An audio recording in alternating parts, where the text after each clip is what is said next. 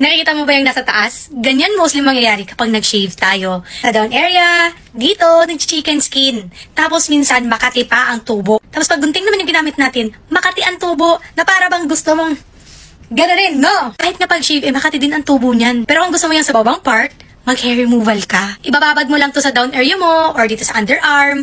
Ako usually ginagamit ko siya sa down area ko. Ibababad mo lang yan siya ng mga 15 to 20 minutes. Dalawa na din pala matatanggap mo kasi may kasamang aftercare yan siya na aloe vera. Niacinamide whitening gel din to siya, guys. So if sa kilikili mo siya ilalagay, meron ka ng aftercare. Pag natanggalan mo lang talaga siya ng hair, banlawan mo siya after bago mo ilalagay ang gel natin. Ilang beses ko na to shinare dito sa harvest na ako sa baba, nagtanggal na dito sa ikil-ikil. Kung gusto mo naman mag-wax, pwede naman kung kaya mo yung sakit. Pero painless ang gusto mo, hindi masakit, try mo mag-hair removal. Disclaimer, ang amoy lang nito ang hindi ko gusto. Para siyang medisina sa hair, yung pangpakulot, parang sa salon, ganun. Pero ang habol ko naman dito ay hindi na mag-chicken skin, hindi siya magda-dark, na parang na-irritate.